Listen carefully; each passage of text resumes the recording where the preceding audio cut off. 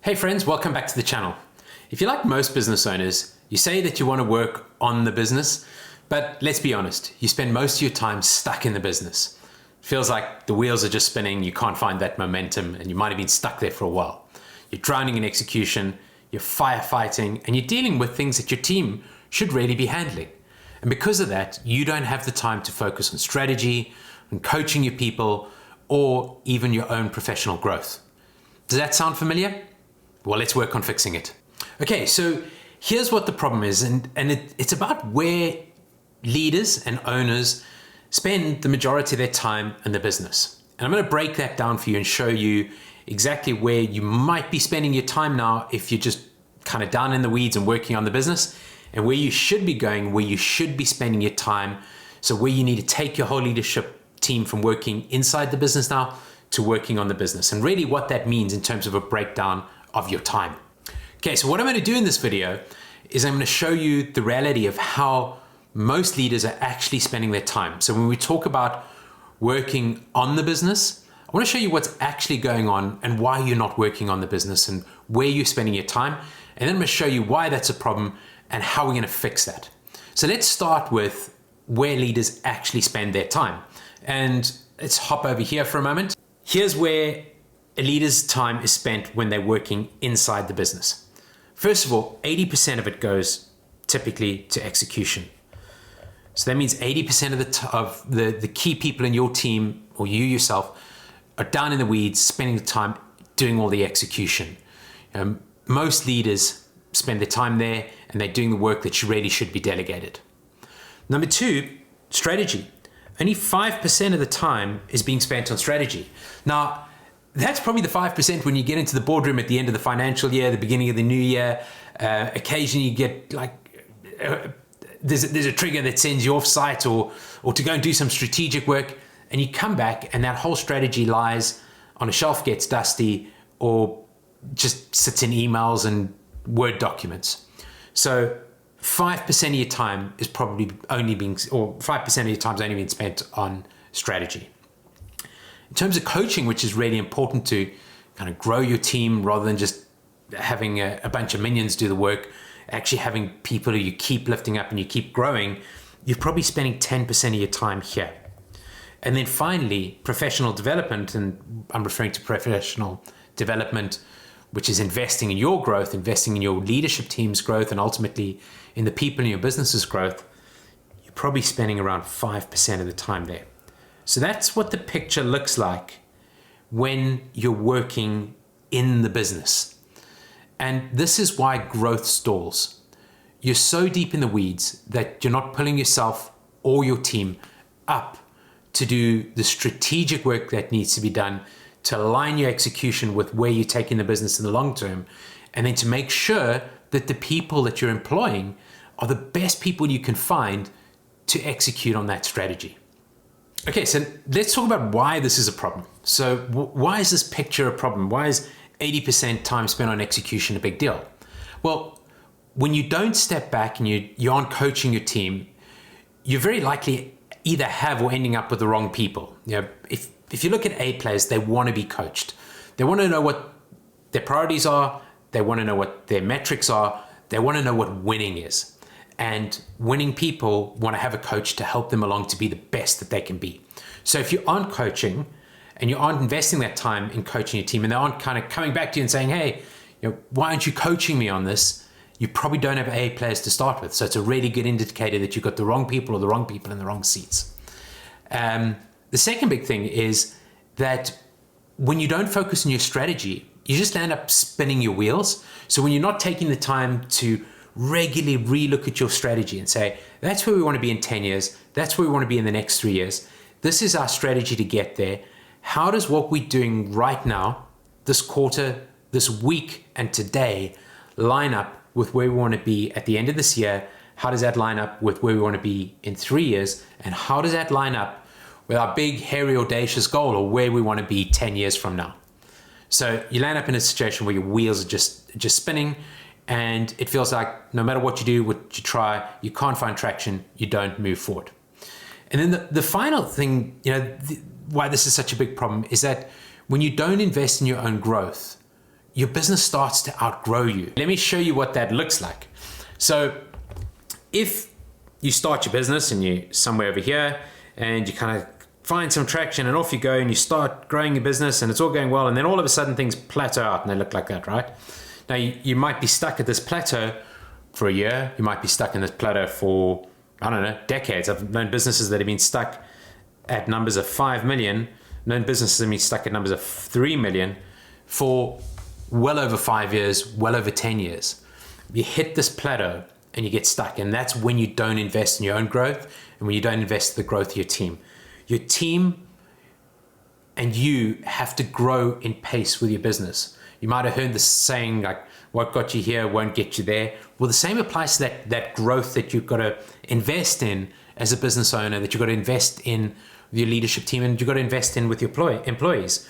So what you want to be doing is kind of in parallel to the business growth is educating your team as well, so that instead of kind of going off down here like that, you're going up this way and you carry on growing the business, and you're going from your 5 million to 10 million to whatever those goals are. So that's really, really critical. I mean, when we talk about growth, and there's a whole other video on this, leadership, market dynamics, what's going on outside your business, and systems and process are the biggest barriers to growth. But you've got to make sure that this leadership team is growing at the same pace as your business. So let's go back now to what needs to change in this picture. If you go back here and you think about, well, what should the time spent look like? Where should we be spending our time, either as the business owner or as the leadership team? Let's break that down. So when you're working on the business, instead of spending 80% on execution, you're spending 20% of your time on execution.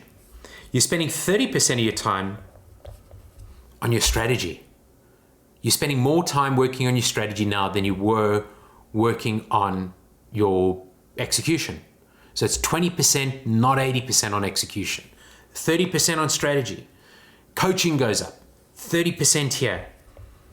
You want to be working with those A players. You want to be coaching your team, and you want to be spending 30% of your time here. You're in your one-on-ones, making sure that they have everything they need to go out onto the field and to win, to play the game of business and to win. And then you need to be developing yourself and your team as well. So going from 5% to 20%, investing in yourself so that you don't get to that point where you hit a plateau. You're just spending time listening to these videos. That's the kind of thing that is going to help you to make sure that you're aware of what you need to be doing to keep growing your business. Okay, let's talk about some practical shifts that you can make this all happen. So the first thing is audit your time. As a business owner, as a CEO, when I coach business owners and as CEOs, one of the first things I do is I work with them to help them to make better use of their time. Instead of just trying to fill their diaries and run from meeting to meeting and get themselves caught up in the weeds, I want them to look at where the 20% is that they're moving the needle the most. So what's the stuff that you should be working on as a CEO of a business, and what's the stuff that you should be delegating? And the best way to do that to start with is just start by auditing your time. Spend a week or 2 weeks taking a look at where you're spending your time and how you're spending your time, and make a note of it. And then take a look at that and say, well, what are the tasks, what are the items on here that are moving the needle for the business? What are the items that are or could be delegated? And ideally, you're delegating out 80% of the stuff that you're doing at the moment and focusing on the 20% that moves the business forward. Number 2 is to track how much of your week is spent executing versus the coaching and the strategy at the moment. So how much of your time are you spending actually doing the stuff, getting down in the weeds and doing whatever needs to be done, rather than working on the strategy for the business and coaching the business? And it takes time to make this transition, but the key thing here is to be aware of where you're spending the time, and then building out ways and coming up with priorities in terms of handing over things that you shouldn't be doing. Number 3 is all about delegating and elevating. If you're doing it all, you're basically going to be the bottleneck.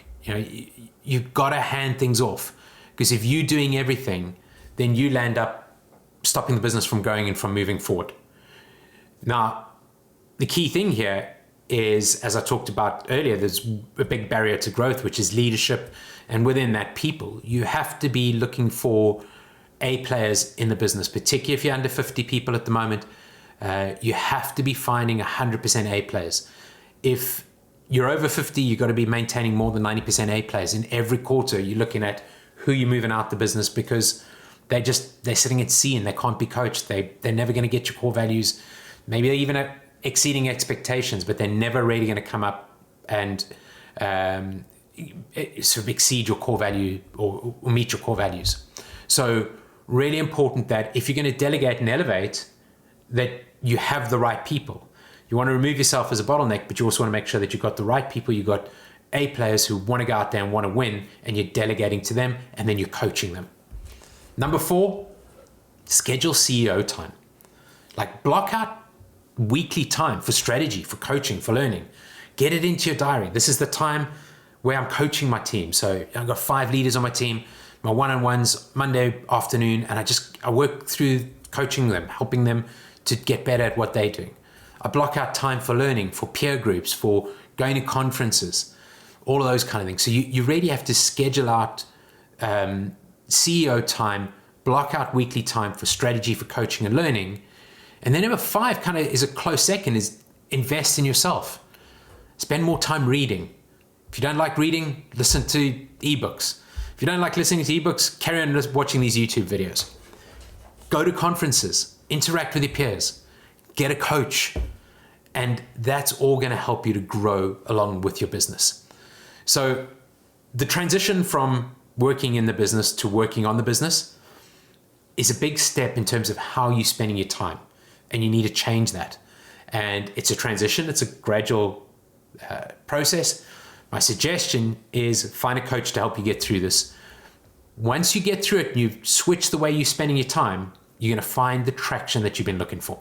Right, now, if you want to know more about those big barriers to growth, leadership, market dynamics, systems and processes, then check out this video. The next video is going to help you to really understand what you need to be doing there. Thanks for watching. See you in the next one.